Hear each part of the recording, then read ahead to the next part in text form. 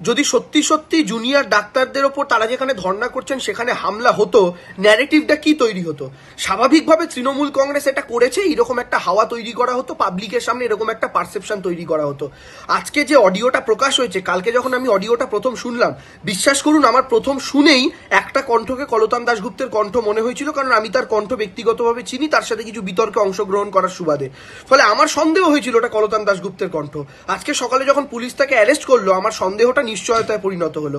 CPM তাহলে কতটা নোংরা রাজনৈতিক দল, বাংলার মানুষকে চিন্তা করতে অনুরোধ করব যে এই রাজনৈতিক দল স্বাভাবিকভাবে যদি আজকে এই ঘটনা ঘটতো, তৃণমূল কংগ্রেসের ওপরই দায়টা এসে পড়তো। আজকে এটা ভেবে বলুন তো, যদি সত্যি সত্যি জুনিয়র ডাক্তারদের ওপর তারা যেখানে ধর্ণা করছেন সেখানে হামলা হতো, ন্যারেটিভটা কি তৈরি হতো? স্বাভাবিকভাবে তৃণমূল কংগ্রেস এটা করেছে, এরকম একটা হাওয়া তৈরি করা হতো, পাবলিকের সামনে এরকম একটা পারসেপশন তৈরি করা হতো। আজকে যে অডিওটা প্রকাশ হয়েছে, কালকে যখন আমি অডিওটা প্রথম শুনলাম, বিশ্বাস করুন আমার প্রথম শুনেই একটা কণ্ঠকে কলতান দাশগুপ্তের কণ্ঠ মনে হয়েছিল, কারণ আমি তার কণ্ঠ ব্যক্তিগতভাবে চিনি, তার সাথে কিছু বিতর্কে অংশগ্রহণ করার সুবাদে। ফলে আমার সন্দেহ হয়েছিল ওটা কলতান দাশগুপ্তের কণ্ঠ। আজকে সকালে যখন পুলিশ তাকে অ্যারেস্ট করলো, আমার সন্দেহটা নিশ্চয়তায় পরিণত হলো। সিপিএম তাহলে কতটা নোংরা রাজনৈতিক দল, বাংলার মানুষকে চিন্তা করতে অনুরোধ করব যে এই রাজনৈতিক দল স্বাভাবিকভাবে যদি আজকে এই ঘটনা ঘটতো, তৃণমূল কংগ্রেসের ওপরই দায়টা এসে পড়তো, এবং তৃণমূল কংগ্রেসের উপরে দায় চাপানোর জন্য এরা জুনিয়র ডাক্তারদের মাথা ফাটাতেও পিছোপা হচ্ছে না। কিন্তু আমার এখানে দুটো বক্তব্য। প্রথম বক্তব্য হচ্ছে যে শুধু কলতান দাশগুপ্ত নয়, এই কথোপকথনের মধ্যে বলা হয়েছে সাহেবের অর্ডার। এই সাহেবটা কে? এটা পুলিশকে আমি তদন্ত করতে অনুরোধ করব, তাড়াতাড়ি বের করে আনতে অনুরোধ করব। এই সাহেবটা কি ডিওয়াইএফআই নেত্রী মীনাক্ষী মুখোপাধ্যায়?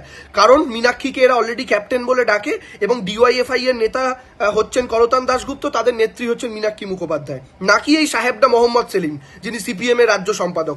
এই ব্যাপারটা তাড়াতাড়ি পুলিশকে বলবো, যত দ্রুত সম্ভব এই নেংটি ইঁদুর ছেড়ে মাথা ধরুন, এই দাবি আমরাও করব।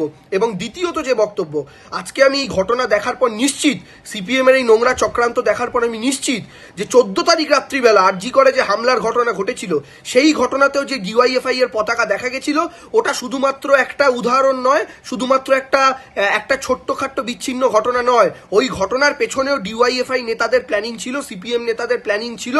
এক্ষেত্রে অডিও ক্লিপ প্রকাশ হয়েছে তাই মানুষ বুঝতে পারছে, সেক্ষেত্রে কোনো অডিও ক্লিপ প্রকাশ হয়নি তাই জানা যায়নি।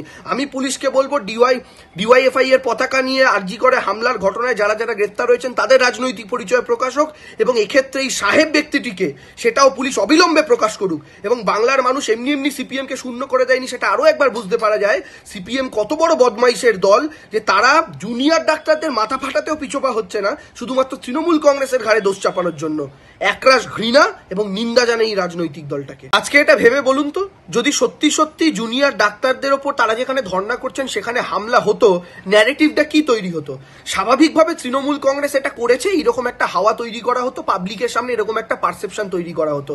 আজকে যে অডিওটা প্রকাশ হয়েছে, কালকে যখন আমি অডিওটা প্রথম শুনলাম, বিশ্বাস করুন আমার প্রথম শুনেই একটা কণ্ঠকে কলতান দাশগুপ্তের কণ্ঠ মনে হয়েছিল, কারণ আমি তার কণ্ঠ ব্যক্তিগতভাবে চিনি, তার সাথে কিছু বিতর্কে অংশগ্রহণ করার সুবাদে।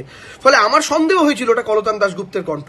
আজকে সকালে যখন পুলিশ তাকে অ্যারেস্ট করলো, আমার সন্দেহটা নিশ্চয়তায় পরিণত হলো। সিপিএম তাহলে কতটা নোংরা রাজনৈতিক দল, বাংলার মানুষকে চিন্তা করতে অনুরোধ করব যে এই রাজনৈতিক দল স্বাভাবিকভাবে যদি আজকে এই ঘটনা ঘটতো, তৃণমূল কংগ্রেসের ওপরই দায়টা এসে পড়তো, এবং তৃণমূল কংগ্রেসের উপরে দায় চাপানোর জন্য এরা জুনিয়র ডাক্তারদের মাথা ফাটাতেও পিছোপা হচ্ছে না। কিন্তু আমার এখানে দুটো বক্তব্য। প্রথম বক্তব্য হচ্ছে যে শুধু কলতান দাশগুপ্ত নয়, এই কথোপকথনের মধ্যে বলা হয়েছে সাহেবের অর্ডার। এই সাহেবটা কে? এটা পুলিশকে আমি তদন্ত করতে অনুরোধ করব, তাড়াতাড়ি বের করে আনতে অনুরোধ করব। এই সাহেবটা কি ডিওয়াইএফআই নেত্রী মীনাক্ষী মুখোপাধ্যায়? কারণ মীনাক্ষীকে এরা অলরেডি ক্যাপ্টেন বলে ডাকে, এবং ডিওয়াইএফআই এর নেতা হচ্ছেন কলতান দাশগুপ্ত, তাদের নেত্রী হচ্ছেন মীনাক্ষী মুখোপাধ্যায়। নাকি এই সাহেবটা মোহাম্মদ সেলিম, যিনি সিপিএম এর রাজ্য সম্পাদক? এই ব্যাপারটা তাড়াতাড়ি পুলিশকে বলবো, যত দ্রুত সম্ভব এই নেংটি ইঁদুর ছেড়ে মাথা ধরুন, এই দাবি আমরাও করব।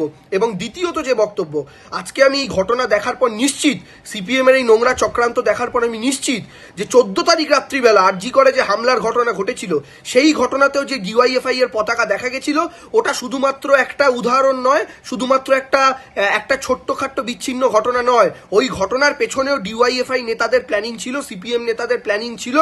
এক্ষেত্রে অডিও ক্লিপ প্রকাশ হয়েছে তাই মানুষ বুঝতে পারছে, সেক্ষেত্রে কোনো অডিও ক্লিপ প্রকাশ হয়নি তাই জানা যায়নি। আমি পুলিশকে বলবো, ডিওয়াইএফআই এর পতাকা নিয়ে আরজি করে হামলার ঘটনায় যারা যারা গ্রেপ্তার হয়েছেন তাদের রাজনৈতিক পরিচয় প্রকাশ হোক, এবং এক্ষেত্রে এই সাহেব ব্যক্তিটিকে সেটাও পুলিশ অবিলম্বে প্রকাশ করুক। এবং বাংলার মানুষ এমনি এমনি সিপিএম কে শূন্য করে দেয়নি, সেটা আরো একবার বুঝতে পারা যায় সিপিএম কত বড় বদমাইশের দল, যে তারা জুনিয়র ডাক্তারদের মাথা ফাটাতেও পিছপা হচ্ছে না শুধুমাত্র তৃণমূল কংগ্রেসের ঘাড়ে দোষ চাপানোর জন্য। একরাশ ঘৃণা এবং নিন্দা জানে এই রাজনৈতিক দলটাকে।